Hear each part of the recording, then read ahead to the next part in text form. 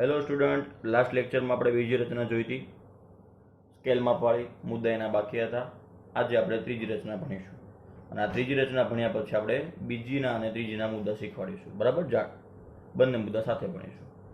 હવે જેમ બીજી રચના હતી એવી ત્રીજી છે. જો ત્રીજી રચનામાં 5 સેમી, 6 સેમી અને 7 સેમી બાજુવાળા ત્રિકોણની રચના કરો એવું લખ્યું છે. એટલે આ 3 બાજુવાળા ત્રિકોણ તમારે રચવાનો. બરાબર? અને પછી બીજો ત્રિકોણ રચવાનો કે જેની બાજુઓ પ્રથમ ત્રિકોણની અનુરૂપ બાજુઓ કરતાં 7/5 ગણી હોય. કહેવાનો મતલબ રકમ બીજાની જેવી જ છે, ખાલી માપ બદલાઈ ગયા. એમાં પણ 3 બાજુ આપી હતી બીજી રચનામાં, હમણાં આપણે ગયા લેક્ચરમાં શીખ્યા. બરાબર? અને આમાં પણ 3 બાજુના માપ આપેલા છે. એમાં સ્કેલ માપ 2/3 હતું. એમાં અહીંયા આપણે જે બીજો ત્રિકોણ રચવાનો છે એનું સ્કેલ માપ 7/5 છે. અને જેમ આપણે ગયા લેક્ચરમાં શીખવાડ્યું એમ કે જો તમારું સ્કેલ માપમાં અંશ મોટો હોય અને છેદ નાનો હોય તો મૂળ ત્રિકોણ કરતાં જે આપણે નવો ત્રિકોણ બનાવીશું એ મોટો આવે, અને અંશ જો નાનો હોય અને છેદ મોટો હોય તો મૂળ ત્રિકોણ કરતાં જે નવો ત્રિકોણ બનાવીએ એ નાનો આવે. એવું આપણે લાસ્ટ લેક્ચરમાં શીખવાડ્યું હતું. બરાબર? ચલો, હવે જેવી રીતે હરેક રચનામાં આપણે એકને એક વસ્તુ કરવાની આવશે કે સૌ પ્રથમ કીધેલા માપનો ત્રિકોણ બનાવી દેવાનો. એટલે કે 5 સેમી, 6 સેમી અને 7 સેમીનો ત્રિકોણ પહેલા રચવાનો.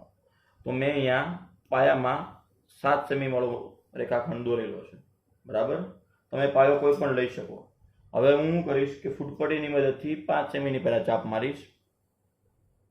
એટલે પરિકરમાં આવી રીતે હું પહેલા 5 સેમી માપ લઈ લઈશ અને પછી આવી રીતે બી ને કેન્દ્ર રાખી એક ચાપ મારી લઈશ. પછી બીજી કેટલાની ચાપ મારવાની છે? 6 સેમીની. તો હવે હું પરિકરમાં 6 સેમીનું માપ લઈશ ફૂટપટ્ટીની મદદથી અને હવે હું સી ને કેન્દ્ર રાખીશ. બરાબર? અને સી ને કેન્દ્ર રાખીને એક ચાપ મારી દઈશ અને આ બંને ચાપો જ્યાં છેદે છે ત્યાં હું નામ એ આપીશ અને ત્યારબાદ એ ને બી સાથે અને આ એ ને સી સાથે જોડી દેવાનો. ખબર પડી ગઈ? એટલે આપણી આ એ બી બાજુનું માપ 5 થશે અને એસી બાજુનું માપ 6 સેમી થશે. બરાબર? જેમ આપણે નાના ધોરણમાં ત્રિકોણ બનાવતા શીખ્યા એમ પહેલું કામ તમારે ત્રિકોણ બનાવી દેવાનું. અહીંયા પણ 3 બાજુના માપ આપ્યા છે એટલે 3 બાજુવાળો ત્રિકોણ બનાવવાનો છે. હવે આગળ આપણી બધી રચના આવશે એમાં ખૂણાના માપ પણ આપશે. બરાબર? એટલે આપણે એવી રીતે ત્રિકોણ બનાવશું. ચલો, ત્રિકોણ બનાવાઈ ગયું. હવે જેમ આપણે ગયા લેક્ચરમાં શીખવાડ્યું એમ કે ત્રિકોણ બનાવ્યા પછી 7/5 ગણો બીજો ત્રિકોણ બનાવવાનો. આ બાજુઓના માપથી 7/5 ગણો, એટલે આને સમરૂપ ત્રિકોણ બનાવવાનો છે. તેની આપણે રીત શીખવાડી હતી અને 2 વસ્તુ યાદ રાખતા પણ શીખવાડી હતી. સૌ પ્રથમ તમારે અહીંયા બી બિંદુએ લઘુકોણ દોરવાનો, એટલે કે 60નો ખૂણો દોરવાનો. આ રીતે.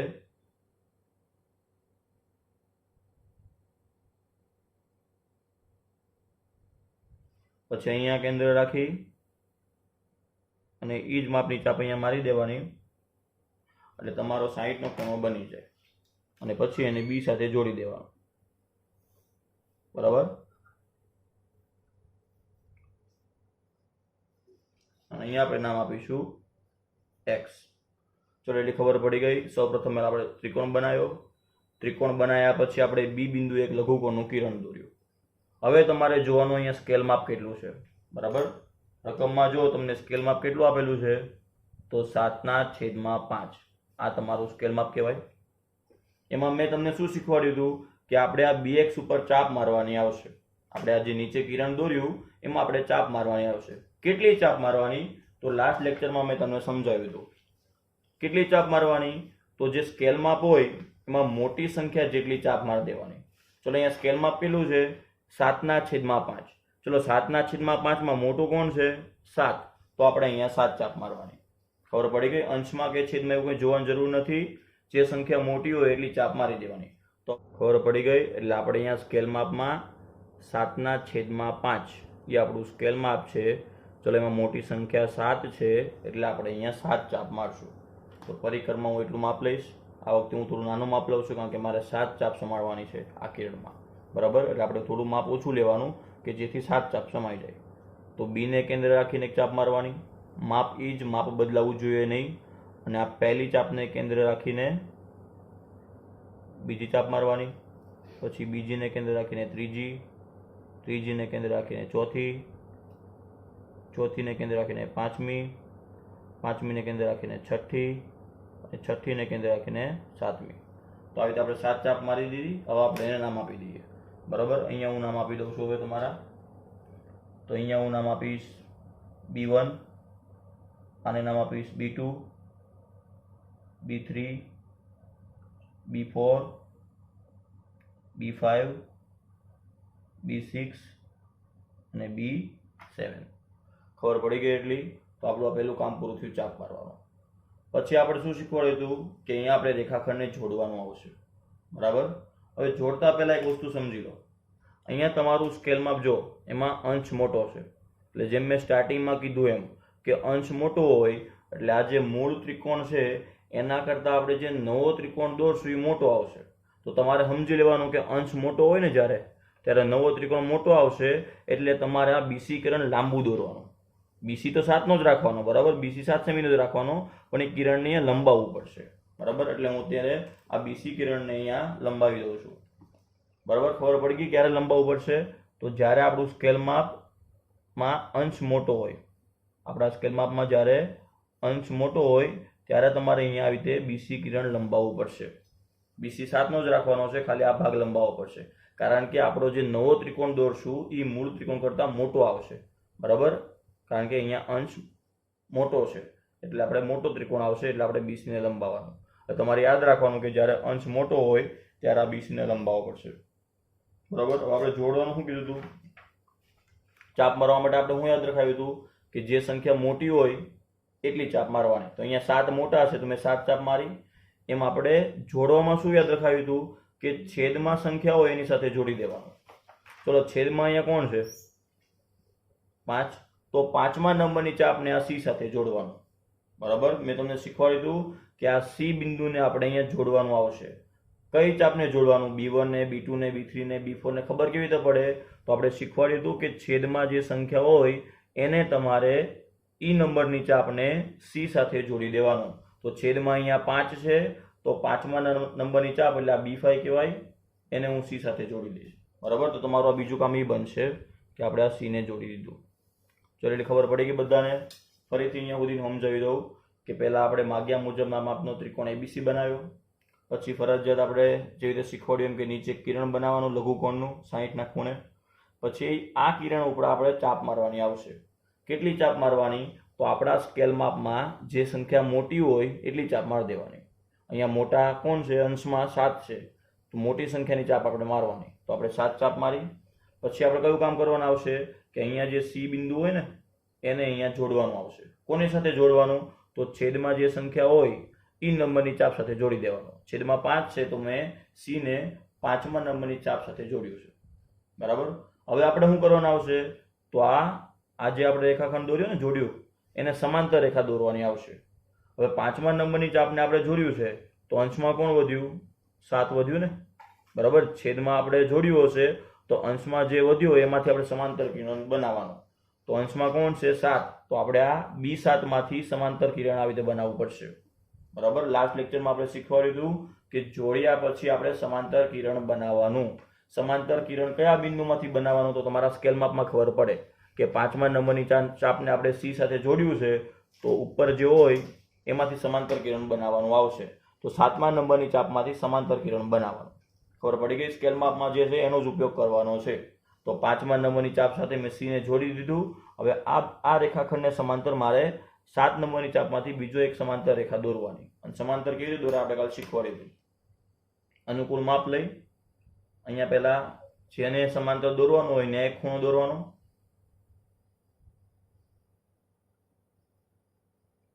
એટલે B5 ને હું કેન્દ્ર રાખી અને એક અહીંયા ખૂણો બનાવીશ. એ જ માપનો ખૂણો હું B7 ને કેન્દ્ર રાખીને બનાવીશ. આવી રીતે ચાપ મારીશ.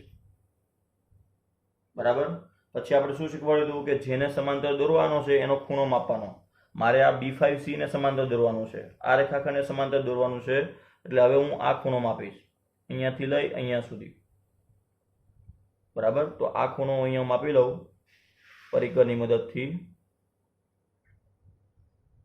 તો આ માપ મળી ગયું મને. અને ઈ માપની ચાપ આપણે આ જે B7માંથી જે આપણે ખૂણો દોર્યો છે ને ત્યાં આપણે આવી રીતે કેન્દ્ર રાખવાનું. B7ની ચાપમાંથી જે આપણે ખૂણો દોર્યો છે ત્યાં કેન્દ્ર રાખવાનું અને પછી આવી રીતે ચાપ મારી દેવાની એટલે તમારું સમાંતર કિરણ બની જશે. એટલે B7માંથી આને હું અહીંયા જોડી દઈશ. બરાબર.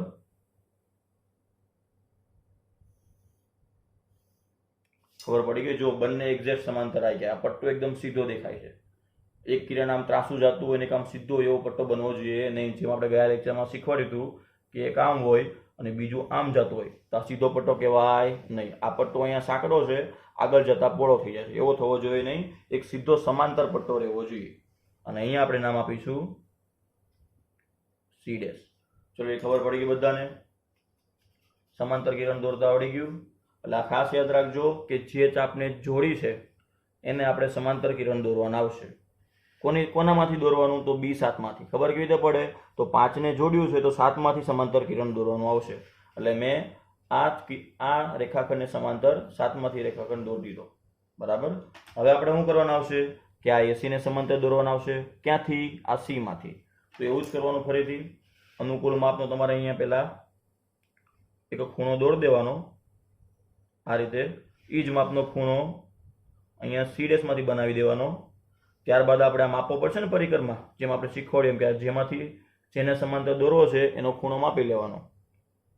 એટલે આને હું પરિકરમાં માપી લઈશ. બરાબર. માપ લઈ લીધું. હવે એ જ માપનું અહીંયા કેન્દ્ર રાખવાનું. આપણે જેમાંથી સમાંતર દોરવાનું છે એની આપણે જ્યાં ચાપ મારી છે એ અહીંયા જ્યાં છેદે છે ત્યાં કેન્દ્ર રાખી અને આવી રીતે ખૂણો બનાવી દેવાનો. એટલે આની જેટલો જ ખૂણો આપણે અહીંયા બનાવ્યો કહેવાય. સમાંતર દોરવા મતલબ શું છે કે આપણે અહીંયા જે આ ખૂણો માપી અહીંયા આમ ચાપ મારી તો આ ખૂણો અને આ ખૂણો આપણે બે સમાન બનાવ્યા એટલે સમાંતર બની ગયા. એમ આપણે અહીંયા ખૂણો આમ આપ્યો હતો તો એના જેટલો જ ખૂણો આપણે અહીંયા બનાવ્યો અને પછી આપણે એમાંથી સમાંતર દોરશું. બરાબર. જેમ આપણે અહીંયા BC ને લંબાવ્યું હતું એમ તમારે અહીંયા AB ને લંબાવવું પડશે. કારણ કે આપણે જેમ સમજાવ્યું એમ કે અંશ મોટો છે, સ્કેલ માપમાં અંશ મોટો છે એટલે આપણો નવો ત્રિકોણ મૂળ ત્રિકોણ કરતાં મોટો આવશે. એટલે આ બધી બાજુ તમારે થોડી થોડી લંબાવવી પડશે. ખબર પડી ગઈ?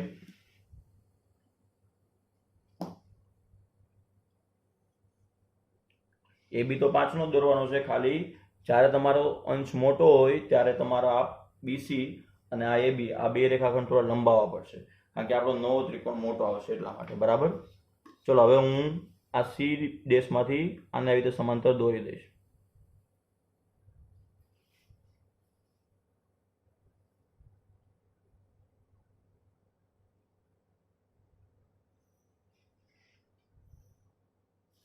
જો આ બંને પટ્ટા એકદમ સીધા આવી ગયા. એમ તમારો પટ્ટો એક આમ જતો હોય ને એક આમ ત્રાસો આવવો જોઈએ નહીં. બધી જગ્યાએ એક સરખું માપ આવવું, એક સીધો પટ્ટો રહેવો જોઈએ. તો તમારું સમાંતર કિરણ સાચું કહેવાય અને તો તમારી આ રચના સાચી કહેવાય. ખબર પડી ગઈ? અને અહીંયા હું નામ આપી દઈશ A'. ખબર પડી ગઈ? તો આપણો આ ત્રિકોણ બની ગયો. હું તમને સ્કેચ પેનથી કૂટીને બતાવું છું કે નવો ત્રિકોણ આપણો કયો બન્યો. બરાબર. આ આપણો નવો ત્રિકોણ બન્યો.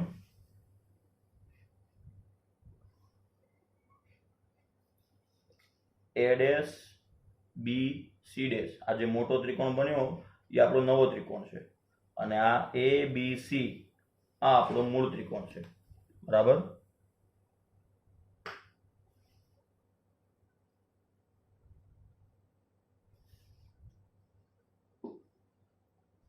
ખબર પડી ગઈ? તો A', B, C એ આપણે ABC ને સમરૂપ બનાવ્યો અને મોટો બન્યો કારણ કે એનું સ્કેલ માપેલું છે 7/5. એટલે આપણે મૂળ ત્રિકોણ કરતા 7/5 ગણી બાજુ વાળો મોટો ત્રિકોણ બનાવ્યો. ખબર પડી ગઈ? રચના બધી એકદમ ઈજી જ છે. આગળની રચના હતી એની જેવી જ છે કે પહેલા સૌપ્રથમ ત્રિકોણ બનાવી દેવાનો. જે માપનો કીધો છે પહેલા ત્રિકોણ બનાવી દીધો. પછી નીચે એક લઘુકોણનું કિરણ બનાવવાનું. હવે એમાં ચાપ કેટલી મારવાની? તો આપણે ગયા લેક્ચરમાં શીખવાડ્યું હતું કે તમારું જે સ્કેલ માપ હોય અહીંયા મારું સ્કેલ માપ 7/5 છે. બરાબર. તો આ મારા સ્કેલ માપમાં મોટી સંખ્યા કઈ છે? તો 7. તો મેં અહીંયા 7 ચાપ મારવાની. કહેવાનો મતલબ સ્કેલ માપમાં જે મોટી સંખ્યા હોય એટલી ચાપ તમારે અહીંયા મારવાની. બરાબર. એની પછીનું કામ કયું હતું? તો આ સી બિંદુને જોડવાનું આવે. આપણા ત્રિકોણમાં આ સી બિંદુને અહીંયા કોઈ પણ ચાપ સાથે જોડવાનું આવે. કોની સાથે જોડવાનું? તો એમાં આપણે એવું શીખવાડ્યું હતું કે છેદમાં જે સંખ્યા હોય એની સાથે જોડવાનું. તો સી ને આપણે 5મા નંબરની ચાપ સાથે જોડી દીધું. પછી આપણે શું કરવાનું આવે? તો સમાંતર કિરણ દોરવાનું આવે. સમાંતર કિરણ કેમાંથી દોરવાનું? આપણે આ જે રેખાખંડ દોર્યો એને આપણે સમાંતર દોરવાનો, પણ કયા બિંદુમાંથી? તો આપણે 5ને જોડ્યું છે તો વધ્યું કોણ ઉપર? 7. તો અંશમાં જે હશે એમાંથી આપણે સમાંતર કિરણ દોરવાના આવશે. અંશમાં 7 છે એટલે આપણે 7મા નંબરની ચાપમાંથી સમાંતર કિરણ દોર્યું. બરાબર? એટલે સમાંતર કિરણ કીધું તો ખબર જ છે.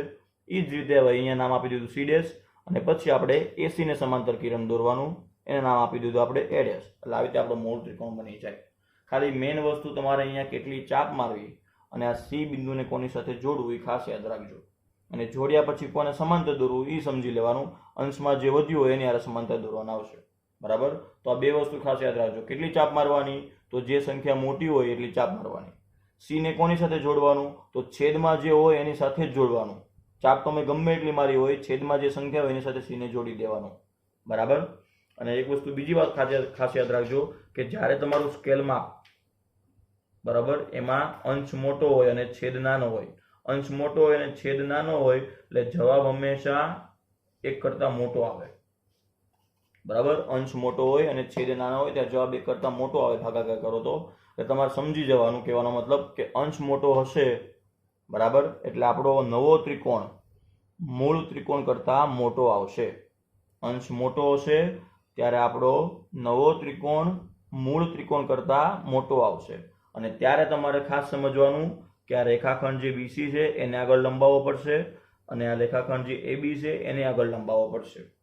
એબી નું માપ તો 5 જ છે અને બીસી 7 જ છે, ખાલી આપણે કિરણ આગળ લંબાવ્યું છે કે જેથી કરીને આપણે નવો ત્રિકોણ બનાવી શકીએ. એટલે ખાસ યાદ રાખજો કે જ્યારે અંશ મોટો હોય ત્યારે તમારે આ બાજુ અને આ બાજુ, આ બે બાજુને આમ આગળ લંબાવવી પડશે. બરાબર? તો આ થઈ આપણી ત્રીજી રચના. હવે આપણે એના મુદ્દા જોઈ લઈએ. બરાબર? પહેલા હું બીજાના મુદ્દા શીખવાડી દઉં છું. બીજી રચના આપણે ગયા લેક્ચરમાં જે દોરાવી તેના મુદ્દા. જો બીજી રચનામાં પહેલું આપણે કામ શું કર્યું હતું કે આ ત્રિકોણ એબીસી બનાવ્યો હતો. 6 સેમી, 4 સેમી અને 5 સેમી માપનું. તો બસ એ જ લખવાનું છે કે જો બીસી બરાબર 6 સેમી, એબી બરાબર 4 સેમી અને એસી બરાબર 5 સેમી હોય તેવો ત્રિકોણ એબીસી રચો. બરાબર? પછી આપણે શું કર્યું હતું કે નીચેની સાઈડ આપણે બી માંથી કિરણ દોર્યું હતું, બીવાય. બરાબર? આ બીજી રચનાના મુદ્દા શીખવાડું છું. હવે આપણે આ નીચેની સાઈડ એવું લખવું હોય તો તમારે શું લખાય કે બીસી ના જે અર્ધતલમાં, હવે તમે આ રેખાખંડ બીસી બનાવ્યો એટલે બે અર્ધતલ બને. આ જે બીસી ની ઉપર જે છે એ ઉપરનું અર્ધતલ કહેવાય, અને બીસી ની જ્યાં નીચે છે એ નીચેનું અર્ધતલ કહેવાય. બરાબર? તો બીસી ના જે અર્ધતલમાં એ બિંદુ હોય તેના વિરુદ્ધ અર્ધતલમાં એક કિરણ બીવાય રચો. ખબર પડી ગઈ? ફરીથી બોલું છું મુદ્દો. બીસી ના જે અર્ધતલમાં, બીસી રેખાખંડ દોરો એટલે બે અર્ધતલ બને, બે ભાગ બને. આ ઉપરનું અર્ધતલ અને આ નીચેનું. તો એ બિંદુ ક્યાં છે? ઉપરના. તો આપણે કિરણ ક્યાં બનાવવાનું? નીચે બનાવવાનું. બરાબર? તો મુદ્દો જેવો બનશે જો કે બીસી ના જે અર્ધતલમાં એ હોય તેનાથી વિરુદ્ધ અર્ધતલમાં કિરણ બીવાય દોરો. આપણે આ કિરણ બીવાય દોર્યું. બરાબર? કે જેથી આ ખૂણો CBY, ખૂણો CBY લઘુકોણ થાય. આપણે આ 60 નો બનાવ્યો હતો ને, તો આ મુદ્દો ખાસ ધ્યાન રાખજો. આ અર્ધતલ વાળો મુદ્દો આપણે હજી લખાયો નથી એટલે આ રીતે લખજો. બરાબર? કઈ રીતે લખવાનો કે બીસી ના જે અર્ધતલમાં બિંદુ એ છે તેના વિરુદ્ધ અર્ધતલમાં કિરણ બીવાય એવું રચો કે જેથી CBY ખૂણો લઘુકોણ થાય. એટલે આપણે 60 નો બનાવ્યો હતો એટલે લઘુકોણ કહેવાય. તો એ જ મુદ્દો તમારે લખવાનો છે. કહેવાનો મતલબ આપણે બીવાય કિરણ નીચે બનાવ્યું છે કે નહીં? તો આ બીવાય કિરણ નીચે બનાવ્યું તો એ એની વિરુદ્ધ સાઈડ કહેવાય ને. બરાબર? તો એની વિરુદ્ધ સાઈડ એટલે એના વિરુદ્ધ અર્ધતલમાં કહેવાય. એટલે મુદ્દો એવો જ બનશે કે બીસી ના જે અર્ધતલમાં એ હોય તેના વિરુદ્ધ અર્ધતલમાં બીવાય એવું રચો કે જેથી CBY લઘુકોણ થાય. બરાબર? ખબર પડી ગઈ બીજો મુદ્દો. ત્યારબાદ આપણે બીવાય ઉપર 3 ચાપ દોરી હતી. સ્કેલ માપ આપણું 2/3 હતું, એમાં મોટી સંખ્યા 3 છે એટલે આપણે 3 ચાપ દોરી હતી બીજી રચનામાં. બરાબર? તો તમારે મુદ્દો એવો બનશે કે કિરણ બીવાય ઉપર 3 બિંદુઓ એવા લો કે જેથી, જેવું આપણે આગળની રચનામાં શીખ્યા હતા, પહેલી રચનામાં એવું જ, કે જેથી BB1 બરાબર B1 B2 બરાબર B2 B3 થાય. ટૂંકમાં આ BB1 માપ, આ B1 B2 માપ અને આ B2 B3 માપ, આ ત્રણેય માપ સમાન થાય એવી ચાપ મારી આપણે, તો મુદ્દો એવો જ બનશે કે કિરણ BY પર ત્રણ બિંદુઓ એવા લો કે જેથી BB1 બરાબર B1 B2 બરાબર B2 B3 થાય. ત્યારબાદ આપણે B3 ને C સાથે જોડ્યું હતું. આ બીજા નંબરની રચના મુદ્દા છે, એમાં છેદમાં 3 છે, આપણે 3 નંબરની ચાપને C સાથે જોડ્યું હતું, તો તમારે લખી નાખવાનું કે B3C જોડ. બરાબર. પછી આપણે શું કર્યું હતું કે આ B2 માંથી કોને સમાંતર દોર્યું હતું, તો આ રેખાખંડનું નામ શું બોલાય? આ રેખાખંડને આપણે સમાંતર રેખાખંડ દોર્યો ને, તો આ રેખાખંડનું નામ શું બોલાય? B3C. તો તમારો મુદ્દો શું બનશે? ધ્યાનથી સમજજો કે B2 માંથી B3C ને સમાંતર એક રેખાખંડ દોરો, જે BC ને જ્યાં છેદે ત્યાં C' નામ આપો. જો મુદ્દો એ લખ્યો છે મેં કે B2 માંથી B3C ને સમાંતર રેખા દોરો, જે BC ને C' માં છેદે છે. બરાબર. હવે એ જ રીતે અહીંયા જે મુદ્દો બનાવ્યો એવો જ અહીંયા આપણે શું કર્યું હતું કે C' માંથી CA ને સમાંતર, તો મુદ્દો શું બનશે? જો કે C' માંથી CA ને સમાંતર એક રેખા દોરો કે જે AB ને A' માં છેદે. બરાબર. એટલે આપણો નવો ત્રિકોણ બની ગયો માગ્યા મુજબના માપનો, સ્કેલ માપ વાળો. તો એની સાઈડમાં મેં લખ્યું છે છેલ્લો મુદ્દો કે આમ A' B C' બરાબર, A' B C' એ માગેલા માપનો ત્રિકોણ ABC ને સમરૂપ ત્રિકોણ છે. બરાબર. ખબર પડી ગઈ? તો આવી રીતે તમારા મુદ્દા બનશે. મુદ્દા ખાસ ધ્યાન રાખજો, જેમ આપણે બીજાના મુદ્દા સમજાયા એવા જ ત્રીજાના મુદ્દા બનશે. બરાબર. આ મેં બીજાના મુદ્દા સમજાયા હતા, એમાં આપણે એવું કર્યું હતું કે ત્રીજી ચાપને જોડ્યું હતું અને છેદમાં 3 છે એટલે 3 ચાપ મારી દીધી, એ પ્રમાણે મુદ્દા બનશે. તો ફરીથી બધા મુદ્દા ફરીથી રિપીટ કરી દઉં છું પહેલાથી કે માગ્યા મુજબના માપનો પેલા ત્રિકોણ ABC બનાવ્યો તો તમારે લખવાનું કે BC બરાબર 6, AB બરાબર 4, AC બરાબર 5 થાય તેવો ત્રિકોણ ABC રચો. ત્યારબાદ BC ના જે અર્ધતલમાં A હોય તેના વિરુદ્ધ અર્ધતલમાં કિરણ BY એવું રચો કે જેથી CBY 60 અંશનો એટલે કે લઘુકોણ બને. ત્યારબાદ આપણે BY પર 3 ચાપ મારી હતી, તો તમારે લખવાનું કે કિરણ BY ઉપર 3 બિંદુઓ એવા લો કે જેથી BB1 બરાબર B1 B2 બરાબર B2 B3 થાય. બરાબર. પછી આપણે B3 ને C જોડે જોડ્યું હતું, તો તમારો મુદ્દો લખવાનો આવશે કે રેખાખંડ B3C જોડો. પછી આપણે B2 માંથી સમાંતર રેખા દોરી હતી, તો મુદ્દો બનશે કે B2 માંથી B3C ને સમાંતર રેખા દોરો, જે BC ને C' માં છેદે છે. અને પછી C' માંથી CA ને સમાંતર રેખા દોરો કે જે AB ને A' માં છેદે છે. આમ A' B C' એ માગ્યા મુજબનો ત્રિકોણ ABC ને સમરૂપ હોય તેવો ત્રિકોણ છે. એટલે આ તમારા રચના મુદ્દા થશે. આ ક્વેશ્ચન 2 ના રચનાના મુદ્દા હતા. જેમ ક્વેશ્ચન 2 ના બોલ્યો એવી રીતે જ ક્વેશ્ચન 3 ના બનશે. બરાબર. એ જ મુદ્દા. પહેલા મુદ્દો તમારે લખવાનો આવશે કે ત્રિકોણ બનાવ્યો, આ માપનો ત્રિકોણ બનાવ્યો છે લખી નાખવાનું. બીજો મુદ્દો શું લખવાનો આવશે કે BC ના જે અર્ધતલમાં બિંદુ A હોય તેના વિરુદ્ધ અર્ધતલમાં કિરણ BX એવું રચો કે જેથી CBX લઘુકોણ થાય. પછી આપણે BX ઉપર કેટલી ચાપ મારી હતી, તો મોટી સંખ્યા કેટલી છે? 7. તો હવે મુદ્દો એ લખવાનો આવશે કે કિરણ BX ઉપર 7 બિંદુઓ એવા મેળવો કે જેથી BB1 બરાબર B1 B2 બરાબર B2 B3 બરાબર B3 B4 બરાબર B4 B5 બરાબર B5 B6 બરાબર B6 B7 થાય. ટૂંકમાં બધા બરાબર થવા જોઈએ. આ જે ટુકડા છે BB1 B1 B2 આ બધા સમાન થવા જોઈએ, એ મુદ્દો લખ્યો. એના પછી આપણે કોને જોડ્યું હતું, તો છેદમાં કોણ છે? 5. તો 5મા નંબરની ચાપને આપણે C સાથે જોડ્યું હતું, તો મુદ્દો શું બનશે કે B5 6 જોડો. બરાબર. પછી આપણે શું કર્યું હતું કે 7મા નંબરની ચાપમાંથી આ B5 6 ને સમાંતર કિરણ દોર્યું હતું, તો તમારો મુદ્દો જો કેવી રીતે બનશે કે B7 માંથી B5C ને સમાંતર રેખા દોરો, જે BC ને જ્યાં છેદે ત્યાં C' નામ આપો. ફરીથી મુદ્દો રિપીટ કરું છું કે B7 માંથી B5C ને સમાંતર રેખા દોરો, જે BC ને જ્યાં છેદે ત્યાં C' નામ આપો. બરાબર. એ જ રીતે મુદ્દો અહીંયા બનશે કે C' માંથી CA ને સમાંતર રેખા દોરો કે જે AB ને જ્યાં છેદે ત્યાં A' નામ આપો. બરાબર. C' માંથી CA ને સમાંતર રેખા દોરો કે જે AB ને જ્યાં છેદે ત્યાં A' નામ આપો. આમ A' B C' A ABC ને સમરૂપ ત્રિકોણ હોય તેવો માગ્યા મુજબનો ત્રિકોણ છે. બરાબર. આવી રીતે તમારા મુદ્દા બનશે. ખબર પડી ગઈ? તો આ તમારી બીજી રચના અને ત્રીજી રચના મુદ્દા હતા. જે બે વસ્તુ મેં ખાસ યાદ રાખવાની કીધી છે, આ બે નિયમ કે નીચે કેટલી ચાપ મારવી અને કોને પછી સી સાથે જોડવું એ ખાસ યાદ રાખજો. બરાબર, બાકી બધી રચના એક જેવી જ છે. બરાબર, ચલો આ જ રચનામાં કદાચ હું સ્કેલમાં અહીંયા બદલી નાખું,